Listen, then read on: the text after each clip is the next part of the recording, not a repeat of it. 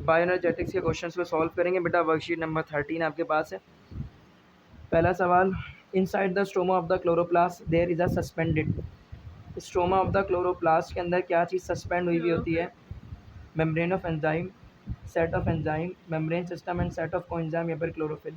inside the stroma chloroplast, inside the stroma of a chloroplast, the liquid portion of a chloroplast that is called as stoma. इसके अंदर क्या चीज़ suspend हुई होती है आपके पास? Membrane system and set of enzymes. Membrane system and set of enzyme, thylakoid membrane पड़ी थी, वो यहाँ पर सस्पेंड हुई भी होती है ना, रखी रहती है, पड़ी हुई रहती है। That is actually the membrane system and set of enzyme. और थैलाकोइड मेम्ब्रेन आपस में किसको कनेक्ट करके रखती है आपके पास? इस तरह से जो मौजूद है, ग्रैना। एक को बोलते हैं ग्रैना और कम्प्लीटिव कहते हैं, एक को कहते हैं ग्रैनम और कम्प्लीटिव कहते हैं ग्रैना। तो ग्रैना बेसिकली आपके पास सस्पेंड हुआ होता है, जो कि एक दूसरे से अटैच होता है मेम्ब्रेन सिस्टम की मदद से, जो कि थैलाकोइड मेम्ब्रेन होती है। तो अगर तुमसे पूछे inside the stroma of chloroplast, यानी कि ये क्लोरोप्लास्ट है, इसके अंदर क्या पड़े होते हैं? इसके अंदर मेम्ब्रेन सिस्टम पड़ा होता है और एंजाइम्स पड़े होते हैं आपके पास। So set of enzymes and a membrane system that is chlorophyll. तो कहाँ होता है क्लोरोफिल? तो फोटो सिस्टम्स के अंदर पड़ा होता है ना। क्लोरोफिल इज अ पिगमेंट जो कि फोटो सिस्टम्स के अंदर होगा। फोटो सिस्टम्स कहाँ मौजूद होता है? थैलाकोइड मेम्ब्रेन के अंदर, ठीक है।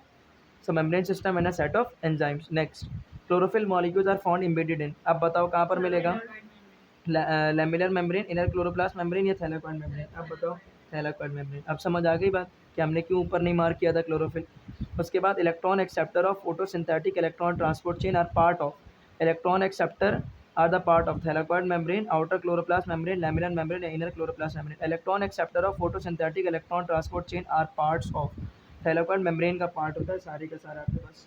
इलेक्ट्रॉन ट्रांसपोर्ट चेन में जितना भी था, प्लास्टोक्विनोन, प्लास्टोसाइनिन वगैरह आपके पास, ये सारा मेम्ब्रेन का पार्ट था ना, सब मेम्ब्रेन पर लगे हुए थे। तो थैलाकोइड मेम्ब्रेन, ठीक है। उसके बाद chlorophyll and the outer pigment absorb the light energy which is converted into chemical energy. किसमें? एटीपी और एनएडीपीएच या फिर एनएडीएच, किसमें कन्वर्ट होता है? एनएडीपीएच में। सही है, एटीपी और एनएडीपीएच। और इसको हम क्या कहते हैं? फॉस्फोराइलेशन कहते हैं।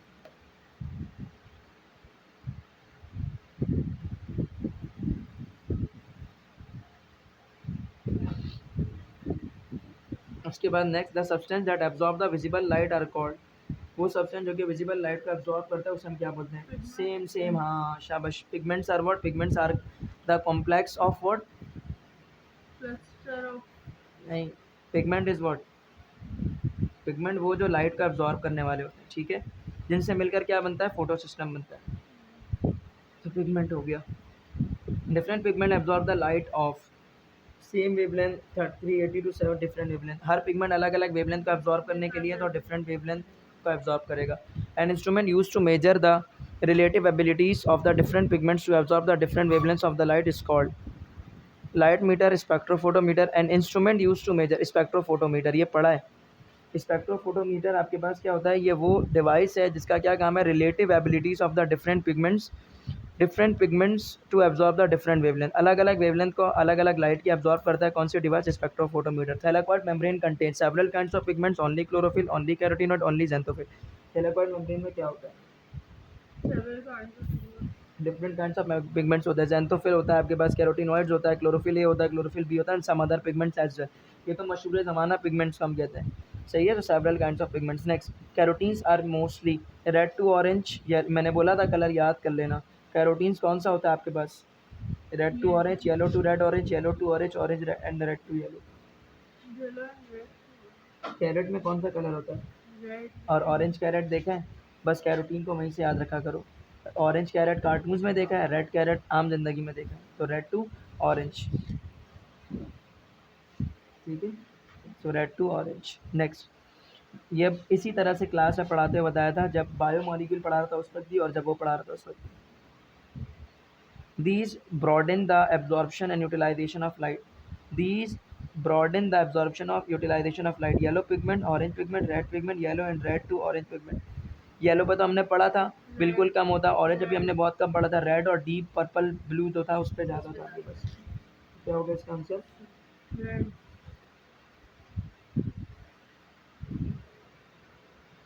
रेड होना चाहिए, रेड नहीं होगा। इसका आंसर है yellow and red to orange pigment. These broaden the absorption and utilization of light. मकसद क्या है इसका? These are the carotenoids like that carotenes and xanthophyll and they work as accessory pigments or antenna pigments or broaden the absorption and utilization of light by the plants. These broaden and the absorption and utilization of light. Yellow and red to orange pigment. Yellow and red to orange pigment. Carotene का काम और xanthophylls. तो बेटा आपके पास yellow to orange pigment का काम क्या है? येलो से लेकर के ऑरेंज पिगमेंट के दरमियान में जो लाइट अब्जॉर्ब करता है वो कौन करता है? जेंथोफिल करता है। और अभी आपने ऊपर पिछले वाले एमसीक्यू में पढ़ा कि रेड से ऑरेंज के दरमियान पिगमेंट जो है ये कौन लाइट को एब्जॉर्ब करता है? कैरोटीन एब्जॉर्ब करता है। और ये दोनों कौन से पिगमेंट्स हैं? एक्सेसरी पिगमेंट्स हैं, कैरोटीन भी और जेंथोफिल भी। फोटो सिस्टम्स के अंदर जो वेवलेंथ आपके पास डायरेक्टली तौर पर एब्जॉर्ब हो रही होती है, जिसकी मदद से इलेक्ट्रॉन क्या होता है? एक्साइट हो रहा होता है। तो इनसे जो एनर्जी एब्जॉर्ब होती है बेसिकली इसकी मदद से इलेक्ट्रॉन एक्साइट नहीं हो सकता, क्योंकि ये एनर्जी कम एब्जॉर्ब करते हैं as compare to chlorophyll and chlorophyll B of a photo system. तो इनसे जो एनर्जी आती है ये एनर्जी ऐड हो जाती है जा करके कौन सी एनर्जी के साथ? डायरेक्टली तौर पर, जो कि क्लोरोफिल ए और क्लोरोफिल बी ने एब्जॉर्ब किया था। तो इन्होंने क्या किया? एब्जॉर्प्शन ऑफ लाइट जो है फोटो सिस्टम जो डायरेक्टली कर रहा था उसमें मजीद ये ऐड हो गए। तो एब्जॉर्प्शन और यूटिलाइजेशन ऑफ लाइट को क्या कर दिया इन्होंने? मजीद बढ़ा दिया। मतलब इन्होंने जो एनर्जी एब्जॉर्ब की वो एनर्जी जा करके ऐड हो गई क्लोरोफिल और क्लोरोफिल बीस में जो एनर्जी एब्जॉर्ब हुई थी उसके साथ। तो बेसिकली तौर पर इन्होंने एब्जॉर्प्शन ऑफ लाइट को क्या कर दिया? बढ़ा दिया, ब्रॉड कर दिया।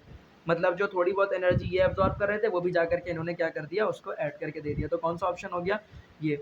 ठीक है। देन उसके बाद chlorophylls found in the photosynthetic bacteria are called, ये भी पढ़ा है हम लोगों ने। क्लोरोफिल ए भी होता है, सी डी होता है, बी सी होता है, या बैक्टीरिया क्लोरोफिल होता है। Chlorophylls in a photosynthetic bacteria are,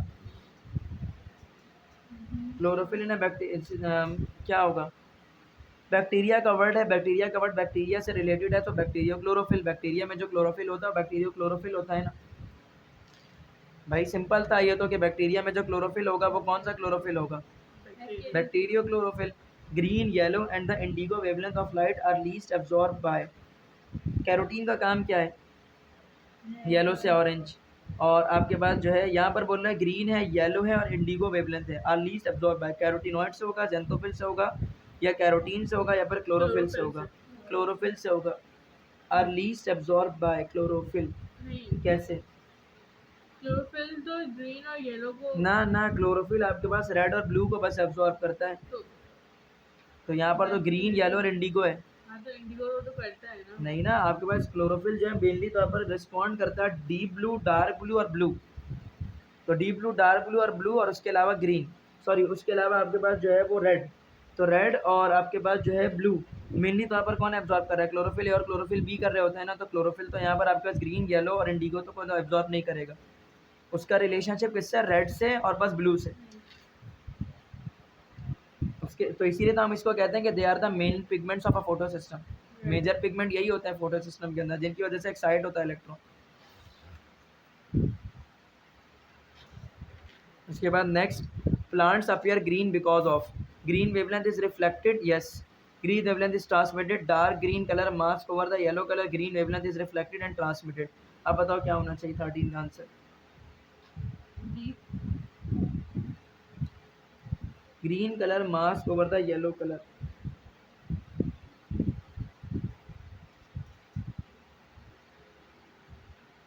जी भाई। Green wavelength is plant appears green because of. Plant क्यों? देखो क्योंकि एब्जॉर्ब नहीं करते क्लोरोफिल है। क्लोरोफिल ग्रीन का एब्जॉर्ब नहीं करते। अच्छा,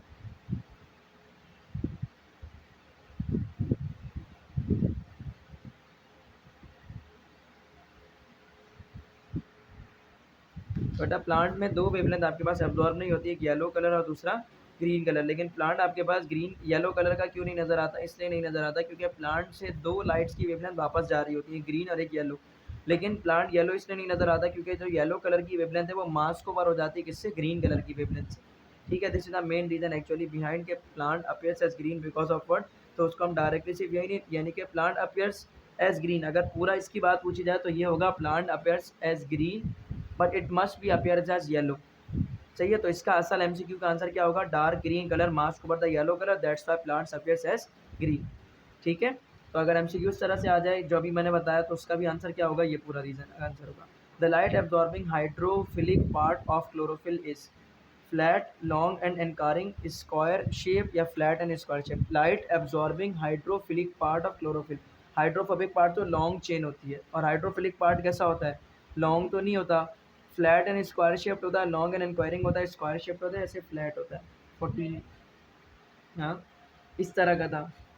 फ्लैट होता है और स्क्वायर शेप्ड होता है, बीच में मैग्नीशियम पड़ा होता है और नीचे हाइड्रोफोबिक पोर्शन पूरा होता है, जो कि लॉन्ग हाइड्रोकार्बन चेन होती है, जो कि दो आपके पास निकल रही होती है।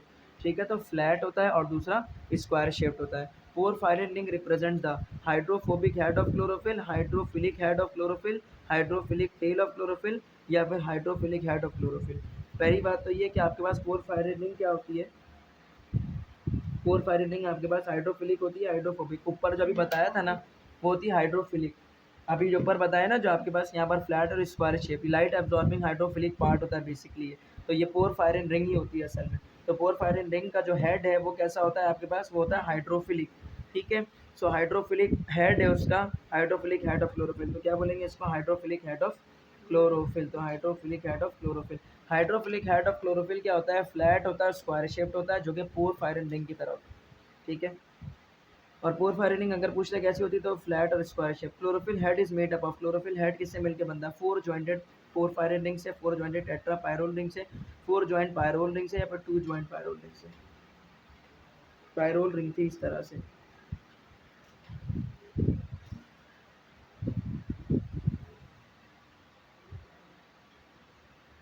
पायरोल रिंग थी ना इस तरह से आपके पास, और ये टोटल कितनी मौजूद थी, फोर मौजूद थी आपके पास। तो four joint pyrrole ring that were present.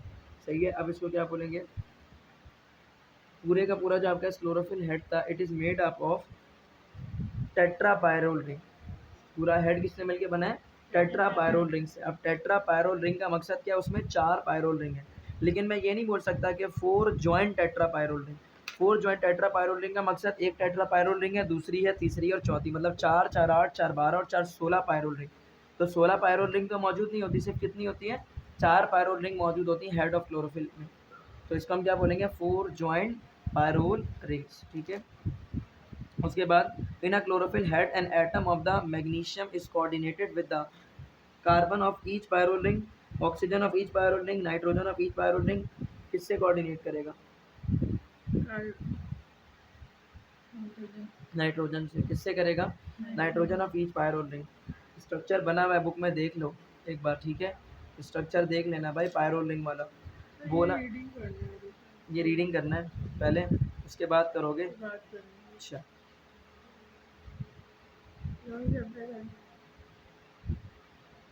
चलो अभी करते हैं फिलहाल। In a chlorophyll head an atom of the magnesium is coordinate. चलो अच्छा हो जाए, मेरा देखो एक हमेशा ये रहता है कि मैं कभी भी किसी टॉपिक को पढ़ता तो, लेकिन एक बार रीड आउट करने के बाद उसको एमसीक्यूज एक बार देख लेता हूँ कि इस टॉपिक में जब पूछा किस तरह से जाएगा, तो दूसरी बार जब उसको रीड करता हूँ तो फिर एमसीक्यूज के एस्पेक्ट में उस टॉपिक को रीड कर लेता हूँ। अब तुम लोग के लेवल पे तो तुम लोग को तो नहीं समझ आएगा ना कि इस टॉपिक से एमसीक्यू क्या बनना है, तो एक बार उसका पढ़ के उसके एमसीक्यूज क्या करो, कुछ सॉल्व हो जाएंगे, कुछ रह जाएंगे, लेकिन एक आइडिया हो जाएगा कि इस टॉपिक में से एमसीक्यू किस तरह के बनेंगे। तो फिर उसको पढ़ने दोबारा पढ़ो, फिर एमसीक्यू सॉल्व करो तो हो जाएगा। ठीक है, तो यहाँ पर क्या होगा आपका, nitrogen of each pyrrole ring से chlorophyll head of an atom of magnesium is coordinated. मतलब मैग्नीशियम एक पायरोल रिंग से किसकी मदद से कोऑर्डिनेट करता है, उसके नाइट्रोजन एटम से। Next, dash of the haemoglobin is also a porphyrinic, alpha chain, beta chain, haem chain या प्रोटीन चेन। हीमोग्लोबिन जो होता है ना आपके पास, ठीक है, porphyrinic dash of the haemoglobin, जो हीम ग्रुप होता है हीमोग्लोबिन का, इज आल्सो अ पोरफायरिनिक। तो जो हीम ग्रुप होता है हीमोग्लोबिन का, ठीक है, वो भी क्या होता है आपके पास, बेसिकली बेटा पोरफायरिनिक ही होता है। तो haem group of haemoglobin is also a porphyrinic. Next, haem group of haemoglobin is different from the porphyrin of chlorophyll in having iron as. Haemoglobin का मकसद समझ आ रहा है कि वहाँ पर क्या मौजूद है, हीम ग्रुप मतलब आयरन ग्रुप मौजूद है। यहाँ पर नाइट्रोजन होता है, वहाँ पर आयरन होता है। सो हीम ग्रुप ऑफ, यानी कि इसका और इसका आपके पास जो है ना पोरफायरिन सेम होता है, लेकिन आपके पास इसमें क्या होती है नाइट्रोजन, और इसमें क्या होता है हीमोग्लोबिन में जो पोरफायरिन है आयरन होता है। सो यहाँ पर क्या होगा आपके पास, iron as the central element. So heme group of the hemoglobin different in a porphyrin ring of a chlorophyll is having iron as central atom. Next, long tail of chlorophyll which is attached to one of the pyrrole is hydrocarbon chain, phytol या phytol और hydrocarbon tail या फिर hydrophilic tell. Hydrophilic tell तो होगी नहीं, hydrophobic होता है वो। अब हाइड्रोकार्बन की टेल होती है, फाइटोल की होती है, फाइटोल और हाइड्रोकार्बन टेल दोनों होती है, दो हो सकती है। या तो फाइटोल की रिंग हो सकती है आपके पास, या फिर हाइड्रोकार्बन की टेल आपके पास हो सकती है। तो फाइटोल और हाइड्रोकार्बन टेल दोनों में से कोई भी हो सकता है आपके पास, या तो फाइटोल लगा होगा या तो फिर हाइड्रोकार्बन टेल होता है। ये भी लिखा हुआ है कि हाँ फाइटोल किस में होगा और हाइड्रोकार्बन टेल किस में होगा। दोबारा से जाकर जो स्टार्टिंग वाला लेक्चर है उसको सुन लेना, भेज भी दिया है, सही है, और नहीं तो फिर बुक में लिखा हुआ उसको पढ़ लेना। पढ़ा तो दिया था अच्छे से ना, तो समझ तो आ गया था, तो एक बार रीड आउट करोगे याद आ जाएगा। तो यानी कि इस तरह के पॉइंट्स इंपॉर्टेंट है, जब उसको पढ़ोगे तो ये चीज़ों को मार्क करोगे बस, इसके अलावा कुछ मार्क करने की उसमें ज़रूरत नहीं है। Next, the chlorophyll molecule is embedded in a hydrophobic core of thylakoid membrane of by its head. Chlorophyll molecule is embedded in a hydrophobic core, जो हाइड्रोफोबिक कोर होता है उसमें क्लोरोफिल मॉलिक्यूल क्या होता है, एम्बेड हुआ हुआ होता है, ठीक है। तो किस किस वजह से, thylakoid membrane by its side, lamellar membrane by its side, thylakoid membrane by its side and lamellar membrane by its side. Chlorophyll molecule is embedded in a hydrophobic core of, chlorophyll का molecule किसके hydrophobic core के अंदर आपके पास मौजूद होता है, थैलाकोइड membrane के साथ मौजूद होता है। तो जो थैलाकोइड मेम्ब्रेन है उसके साथ अपने हेड की मदद से ज्वाइंट होता है या अपने टेल की मदद से ज्वाइंट होता है, टेल की मदद से कनेक्ट होता है ना, हाइड्रोफोबिक पोर्शन से जाके कनेक्ट होगा।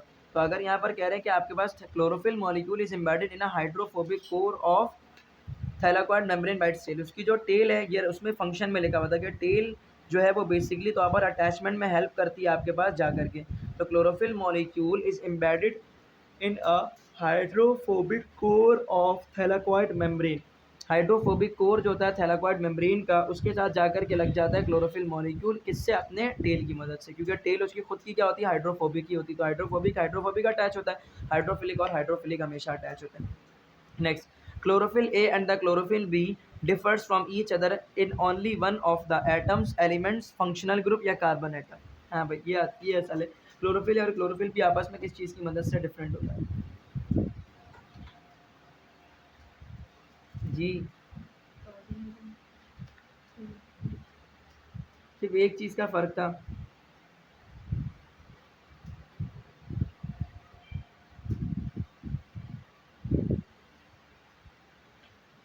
एक में मिथाइल ग्रुप था दूसरे में एल्डिहाइडिक ग्रुप था। तो फंक्शनल ग्रुप हो गया ना, एक में फंक्शनल ग्रुप कुछ और होता है, दूसरे में फंक्शनल ग्रुप कुछ और होता है। मिथाइल ग्रुप होता है क्लोरोफिल ए में, जो उसका हाइड्रोफोबिक पोर्शन होता है ना, जो टेल होता है, टेल में आपके पास एक में जो क्लोरोफिल ए है उसमें मिथाइल ग्रुप लगा होता है और दूसरे में एल्डिहाइडिक ग्रुप लगा होता है। तो बेसिकली किसके आधार पर दोनों के डिफरेंस हो गया, फंक्शनल ग्रुप के बेसिस पर। अब मतलब जो पॉइंट साथ साथ चलते जा रहे क्लोरोफिल के स्ट्रक्चर है, मतलब आप जब पढ़ोगे तो इन पॉइंट्स को याद रखना है, रिमेंबर रखना है, ठीक है, क्योंकि अगर इस पोर्शन से सवाल बनता है तो फिर यही सवाल बनेगा, इसके अलावा सवाल नहीं बन सकता। देन उसके अलावा chlorophyll a and chlorophyll b differs from each other with respect to the number of carbon atoms, oxygen atom, hydrogen atom, hydrogen and oxygen atom. Hydrogen and oxygen दोनों होगा, बोलो क्यों, क्योंकि फंक्शनल ग्रुप में जो है वो क्या है, सी डबल बॉन्ड ऑक्सीजन ओ है, तो आपके पास हाइड्रोजन भी होगा, एल्डिहाइडिक फंक्शनल ग्रुप होता है ना, तो एल्डिहाइडिक फंक्शनल ग्रुप में हाइड्रोजन और ऑक्सीजन दोनों होता है। तो एल्डिहाइडिक फंक्शनल ग्रुप लगने की वजह से हाइड्रोजन और ऑक्सीजन दोनों का डिफरेंस आ जाएगा, वहाँ पर ऑक्सीजन होगा क्लोरोफिल ए में नहीं होगा, वहाँ पर हाइड्रोजन की तादाद ज़्यादा होगी, यहाँ पर हाइड्रोजन की तादाद क्लोरोफिल बी में कम होगी, तो इसलिए hydrogen and oxygen both. 23 24 as compare to the chlorophyll A chlorophyll have, chlorophyll A के लिहाज से क्लोरोफिल में क्या होगा, as compare to chlorophyll A chlorophyll have, अच्छा क्लोरोफिल अंदर है, as compare to chlorophyll A chlorophyll B have two more hydrogen atom one less देखो क्लोरोफिल ए में क्या था, मिथाइल, क्लोरोफिल बी में क्या था, aldehydic functional group, C double bond oxygen H. तो यहाँ पर हाइड्रोजन ज़्यादा है, 2 hydrogen as compare to chlorophyll B, तो as compare to chlorophyll A chlorophyll B have, यहाँ पर बेसिकली पूछ रहा है क्लोरोफिल बी के लिहाज से, तो chlorophyll B have 2 more hydrogen atom, no it has less 2 hydrogen atom, 1 less oxygen atom, हाँ नहीं, 2 less hydrogen atom and 1 more oxygen atom, नहीं 2 more hydrogen atom and 1 less oxygen atom. Chlorophyll B में 2 less hydrogen atom होता है और 1 more oxygen atom, तो कौन सा ऑप्शन ठीक हो गया, question option C is the right answer, कि इसमें एक ऑक्सीजन एटम होता है और 2 हाइड्रोजन एटम, एक ऑक्सीजन एटम होता है और 2 हाइड्रोजन एटम्स मौजूद होते हैं, ठीक है। उसके बाद नेक्स्ट,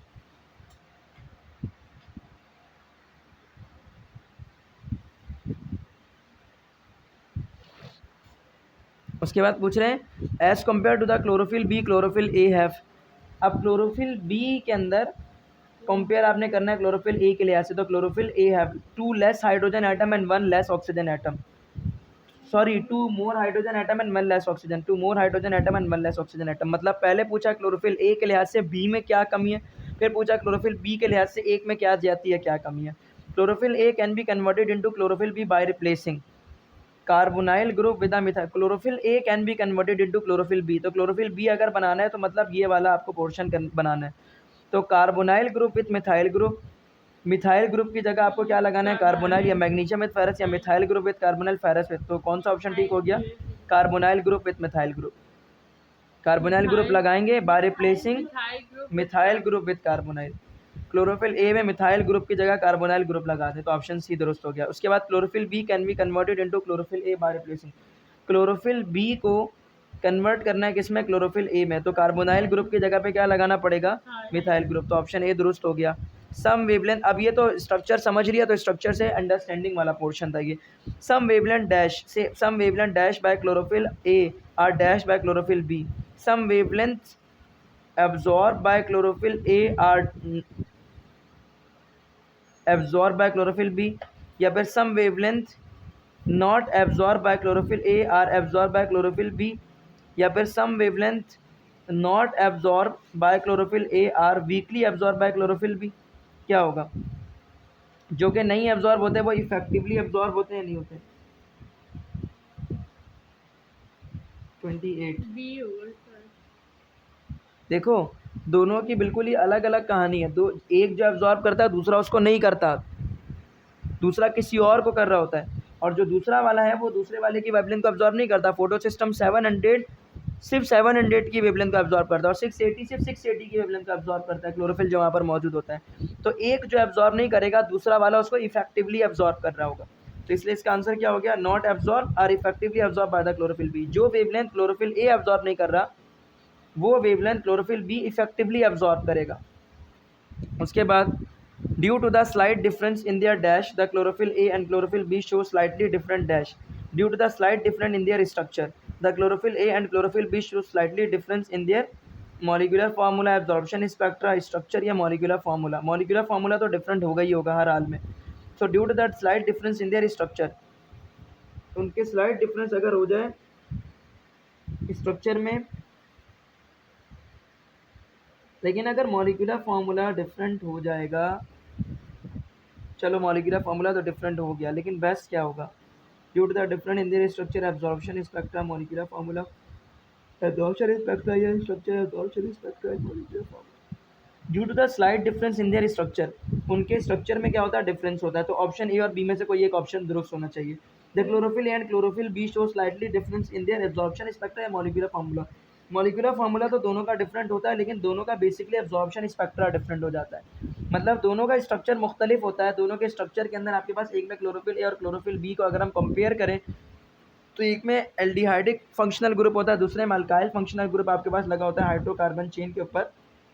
तो इस वजह से एक एब्जॉर्ब करता है फोटो सिस्टम 680 को, एक करता है 700 नैनोमीटर को। तो बेसिकली उनका एब्जॉर्प्शन स्पेक्ट्रा डिफरेंट होता है। मॉलिक्यूलर फार्मूला भी डिफरेंट होता है। अगर एमसीक्यूज पूछ ले कि उनका क्या क्या डिफरेंट होता है, तो मॉलिक्यूलर फार्मूला ये वो सब कुछ आपके पास डिफरेंट होता है, लेकिन मेन पॉइंट क्या हो गया, एब्जॉर्प्शन स्पेक्ट्रा। क्वेश्चन नंबर 30, यानी स्ट्रक्चर के फर्क आने से आपके पास क्या डिफरेंट हो गया, उनका एब्जॉर्प्शन स्पेक्ट्रा फर्क हो गया। Difference in their structure of different pigment, different structure होता है डिफरेंट पिगमेंट का। इसकी वजह से क्या होगा, increase the range of light wavelength beyond absorb, जितना एब्जॉर्ब कर सकता है उससे ज़्यादा एब्जॉर्ब करना शुरू कर देगा क्या, ऐसा तो हो ही नहीं सकता। हर पिगमेंट अलग अलग वेवलेंथ की लाइट को एब्जॉर्ब करता है और फिक्स वेवलेंथ को एब्जॉर्ब करता है। Decrease the range of light wavelength being absorb, decrease in structure of different pigment, different in structure, different in structure होने की वजह से decrease the range of light wavelength, कुछ ज़्यादा करते हैं कुछ कम, जरूरी थोड़ी सिर्फ डिक्रीज हो जाए लाइट ऑफ वेवलेंथ को एब्जॉर्ब करना। Have no effect on the range of the wavelength of the light, have no effect on a colour of pigment. क्या होना चाहिए इसका आंसर, रेंज नहीं, कलर देखो अल्लाह ताला अगर फॉर एग्जांपल एक फिक्स वेवलेंथ को बनाते, सॉरी तो आपका जो रेंज है पूरी विजिबल की वो 6 आपके पास कहाँ से कहाँ तक है, 400 से 700 नैनोमीटर के दरमियान में, ठीक है। अब स्ट्रक्चर डिफरेंट होने की वजह से क्या हो जाता है, जैसे कि 600 की सिर्फ नैनोमीटर की वेवलेंथ एब्जॉर्ब हो रही थी, अल्लाह ताला ने दूसरा पिगमेंट बनाया 680 भी एब्जॉर्ब होना शुरू हो गया, तीसरा पिगमेंट बनाया ज़ैंथोफिल और मजीद एब्जॉर्ब होना शुरू हो गया, कैरोटिनॉइड बनाया और ज़्यादा एब्जॉर्ब होना शुरू हो गया। तो बेसिकली जो वेवलेंथ की एब्जॉर्प्शन है ना ये बढ़ती जा रही है, डिक्रीज नहीं हो रही, यानी कि स्ट्रक्चर डिफरेंट होता जा रहा है पिगमेंट्स का ड्यू टू द स्ट्रक्चर। अब अगर सिर्फ एक ही तरह का पिगमेंट होता तो सिर्फ एक ही तरह की वेवलेंथ एब्जॉर्ब होती ना, लेकिन स्ट्रक्चर डिफरेंट होने की वजह से डिफरेंट पिगमेंट्स बन गए। डिफरेंट पिगमेंट्स बनने की वजह से जो वेवलेंथ ऑफ लाइट एब्जॉर्ब होने के जो काबिल है वो बढ़ गई काबिलियत या कम हो गई? बढ़ गई काबिलियत। तो increase the range of the